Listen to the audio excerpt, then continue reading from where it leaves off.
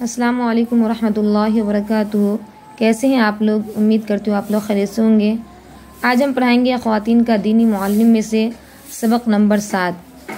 पिछली वीडियो में मैं आपको बताई थी तशदीद के बारे में कि तशदीद के माना क्या होता है और तशदीद वाले हर्फ को कैसे पढ़ा जाता है और जिस हर्फ पर तशदीद होता है उसे क्या कहते हैं। और आज की वीडियो में जो पढ़ाएंगे वो है मद। मद किसे कहते हैं, जिस हर्फ पे मद हो उसे कितना खींचा जाता है, उन सब के बारे में आज की वीडियो में आप पढ़ेंगे। तो देखिए क्या है सवाल, मद से क्या मुराद है, यानी मद का माना क्या है। अगर जिस हर्फ पर मद हो उसको हम कितना खींचेंगे, तो कह रहे हैं जवाब मद का माना खींचना और लंबा करना है। यानी जिस हर्फ पर मद होता है उनको खींचा जाता है, उनको लंबा करके पढ़ा जाता है। अब कितना खींचना है, क्या खींचना है, उनके बारे में आएगा। तो कह रहे हैं मद को हरकत के बरखिलाफ खींच कर पढ़ते हैं, यानी हरकत को जल्दी पढ़ते हैं। हरकत के बारे में मैं पढ़ा चुकी हूँ, क्या ज़बर ज़ेर पेश को हरकत कहते हैं और हरकत को जल्दी पढ़ा जाता है। उनके बरखिलाफ यानी उनके उल्टा इनको कैसे क्या पढ़ा जाता है, खींच कर पढ़ा जाता है। यानी जिस हर्फ पर मद हो उनको खींच कर पढ़ा जाता है। सवाल, मद वाले हुरूफ कौन से हैं, यानी कौन से हर्फ मद वाले हैं, कितना खींचेंगे। तो कह रहे हैं जवाब अलिफ वाव या हुरूफ मद्दा है। शर्त यह है कि अलिफ से पहले ज़बर, वाव से पहले पेश और या से पहले ज़ेर हो। कह रहे हैं हुरूफ मद्दा 3 हैं और वो 3 कौन कौन से हैं, तो अलिफ वाव या, यानी इन्हीं हर्फ पर आप मद करेंगे, इन्हीं हर्फ को आप खींच के पढ़ेंगे। तो कैसे खींचेंगे, कब खींचेंगे, तो कह रहे हैं जब अलिफ से पहले ज़बर हो तो उनको खींच कर पढ़ा जाएगा। जैसे बा अलिफ ज़बर बा, तो इनको एक अलिफ के बराबर खींचेंगे, ज़्यादा भी नहीं खींचेंगे, बस मद्दे असली के तरीके से हम इनको खींचेंगे। अगर तो क्या करेंगे, बा अलिफ ज़बर बा, बा वाव पेश बू, बा या ज़ेर बी, इन तीनों हुरूफ को एक अलिफ के बराबर खींचेंगे।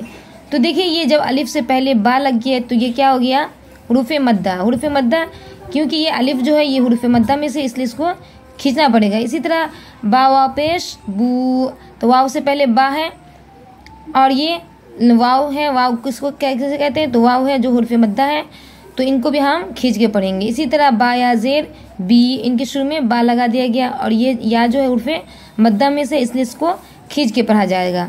तो इनका ख्याल रखना है, अलिफ मद्दा, वाव मद्दा और या मद्दा, इन तीनों को एक अलिफ के बराबर खींच के पढ़ा जाता है। फिर कह रहे हैं सवाल, मद की मिक़दार क्या है, यानी कितने अलिफ के बराबर खींचेंगे, कितना खींचेंगे। तो कह रहे हैं जवाब मद की मिक़दार 1 अलिफ से लेकर 5 अलिफ तक है। यानी कभी 1 अलिफ के बराबर मद को खींचना पड़ेगा, कभी 5 अलिफ के बराबर खींचना पड़ेगा। तो 1 अलिफ के बराबर कौन सा हर्फ है, तो वो है अलिफ वाव या। अगर ये मद्दे हुरूफ मद्दा आ जाए तो इनको 1 अलिफ के बराबर खींच के पढ़ेंगे। फिर मद्दे सबबी आएगा कि किसी की वजह से जो मद आए तो उनको कितना खींचा जाता है। तो कह रहे हैं मद की 2 किस्में हैं। कह रहे सवाल, मद की मिक़दार कहाँ कहाँ कितनी होगी, यानी कब कितना खींचेंगे, उनके बारे में कहा जा रहा है। तो कह रहे हैं मद की 2 किस्में हैं। नंबर 1 मद्दे ज़ाती, यानी हुरूफ मद्दा अलिफ वाव या, इनको मद्दे असली भी कहते हैं। ये जो है मद्दे ज़ाती, ये अलिफ वाव या की मद, ये बगैर किसी सबब के होती हैं। इसमें मद की मिक़दार 1 अलिफ के बराबर होगी, यानी इसमें 1 अलिफ के बराबर ही खींचेंगे। फिर कह रहे हैं नंबर 2 मद्दे सबबी, ये मद 3 में से किसी एक सबब से होती है।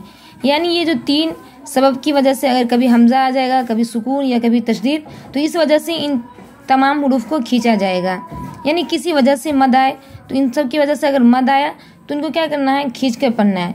यानी अगर हुरूफ मद्दा अलिफ वाव या के बाद हमज़ा सुकून या तशदीद में से कोई एक चीज़ आ जाए तो मद्दे सबबी होगा।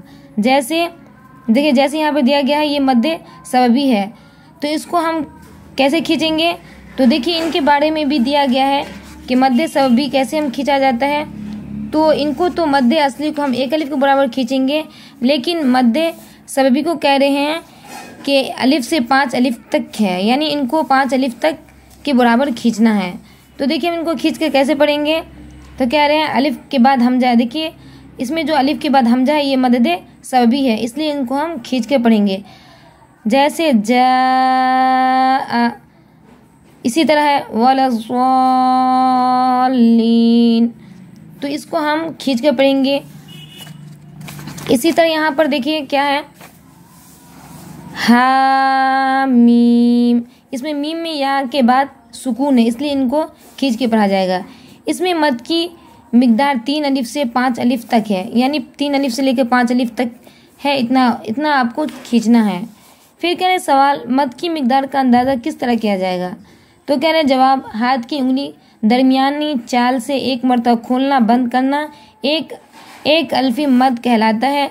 जितनी अल्फी मद हो इतनी उंगलियां दरमियानी चाल से खोले या बंद करे। कह रहे हैं कि इनका पता कैसे चलेगा? जैसे अगर हम हा मीम पढ़ेंगे तो कितना खींचेंगे, इसका पता कैसे चलेगा? तो कह रहे हैं हाथ की दरमियानी चाल से जिस तरह आप खींचेंगे इस तरह उंगली को खोलते जाएंगे। पहले उंगली बंद कर लेंगे, फिर इनको हमको अगर 5 अलिफ के बराबर खींचना है तो हम कैसे खींचेंगे? हा मीम। तो हम इस तरह उंगली खोलेंगे और बंद करेंगे, इनसे पता चल जाएगा। फिर कह रहे हैं मश्क, हुरूफ तहज्जी के आखिर में हुरूफ मद्दा अलिफ वाव या का इजाफा करके तमाम हुरूफ दोहराए। जैसे यहाँ पर दोहराने को कह रहे हैं अलिफ मद्दा लगाकर, तो क्या है? बा अलिफ ज़बर बा वाव पेश बू, बा या ज़ेर बी, ता अलिफ ज़बर ता वाव पेश तू, ता या ज़ेर ती। इसी तरह आपको खींचना है, यहाँ पर बताया गया है।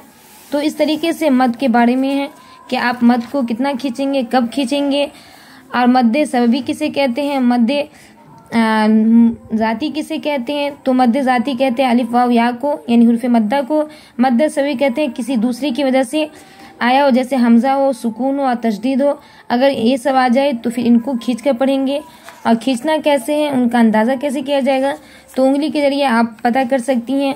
अगर 3 उंगली के बराबर खींच रहे हैं तो 3 उंगली को खोलेंगे, अगर 5 उंगली के बराबर खींच रहे हैं तो इनको खोलेंगे और बंद करेंगे। इस तरीके से आप पता कर सकती हैं।